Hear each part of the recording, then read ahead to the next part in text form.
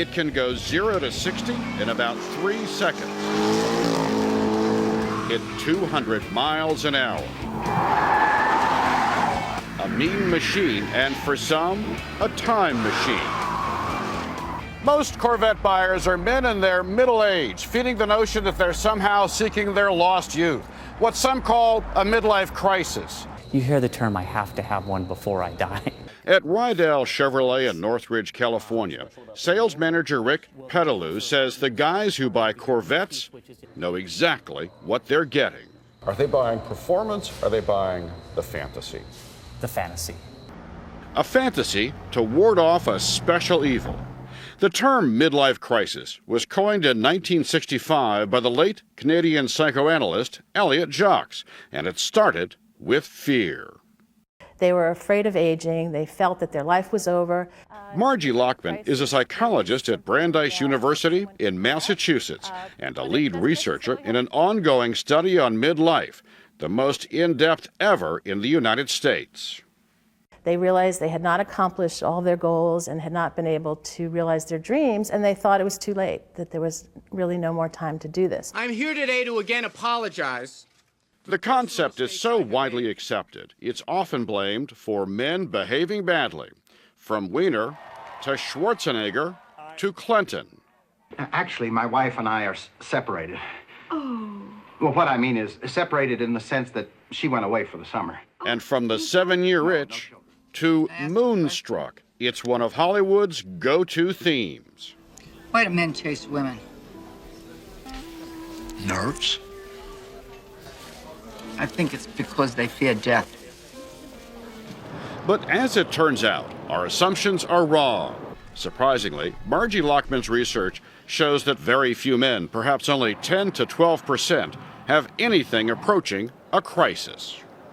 Your numbers would suggest that the vast majority of people take this in stride.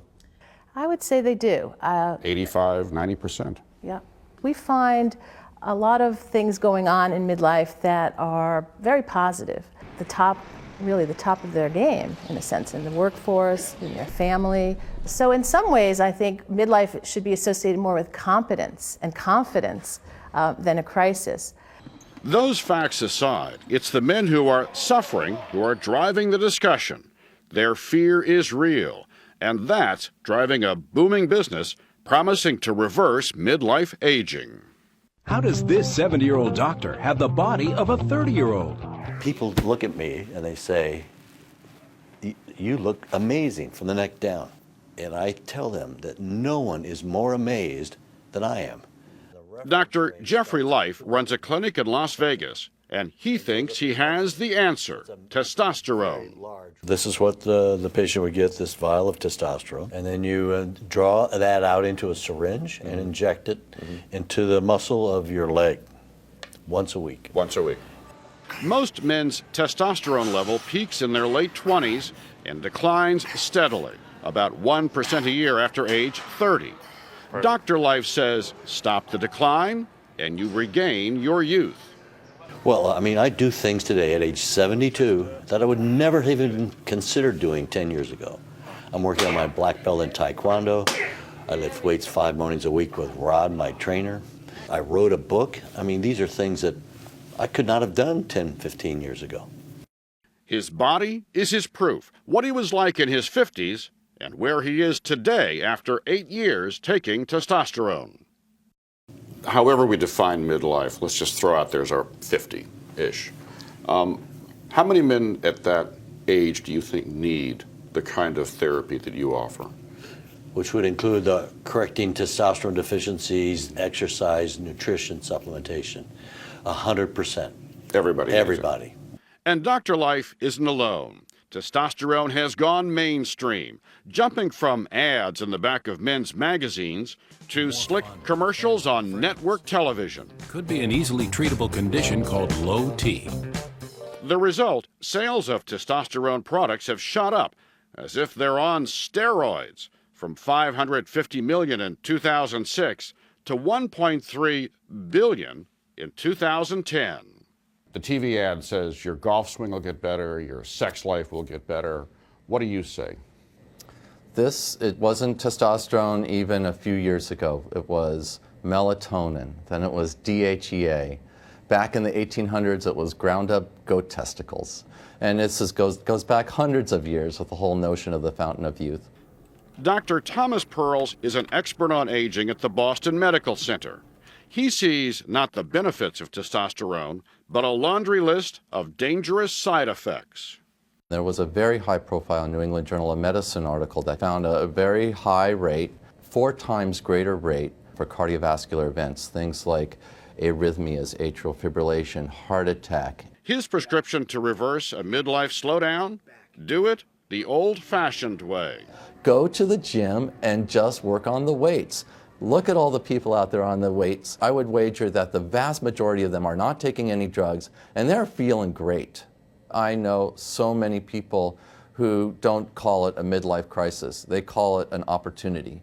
I have to keep moving or I catch up with myself, if that makes any sense. And I caught up with myself at that point. Yeah. And I didn't like me. Come on, we're normal. Comparatively normal. Opportunity is exactly what comedian Ray Romano was looking for at age 47, when he found himself suddenly adrift. You know, Raymond was 9 years, and before that I was stand-up for 11 years. It was 20 years of this creative outlet that I had, and all of a sudden there was nothing, and I found myself wondering, what the hell am I going to do with the rest of my life? What have I done? So Romano, along with his friend and producer Mike Royce, decided to explore their own changing lives on television. Okay, right here. It's not blurry anymore, but now it's too far away that I can't read it. I'm never going to know what it says on a ketchup bottle. It's ketchup. What are you going to know about it?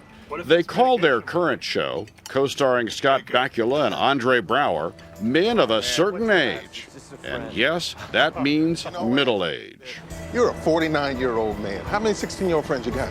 She's not 16. Yeah, well, she's closer to 16 than 49, I'll tell you that. Age is just a number, my friends. Just a number. Here we go. It's really a very exciting time in a way. I kind of liken it to, it's like your second teenagerhood. Your brain is processing a lot of information. They say the show has helped all of them gain a new perspective. When I went to get my checkup at age 55, my doctor said, "Well, you're just getting welcome to the second half of your life." And I'm thinking 110. Wow, that's kind of maybe a real solid reality. I'm thinking, well, that's a lot of time. Bakula is on to something, say researchers, who suggest contentment, not crisis, is the true reality of midlife for most men.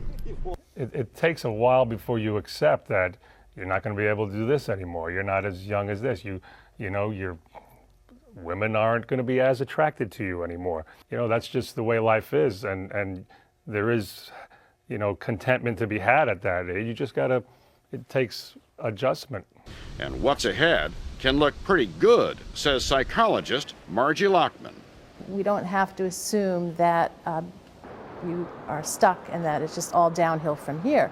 And in many ways, we can say that those who are in the middle are really, they're in the driver's seat. And I don't necessarily mean in a sports car. Just remember, whatever you do, it always helps to sprinkle in a little bit of humor. Midlife doesn't own the crisis mode of life. Right. I was having a crisis in my 20s. It's only a midlife crisis because I'm midlife now, that's all. Yes. I had a 20s crisis, a 30s crisis. There you go. Yeah.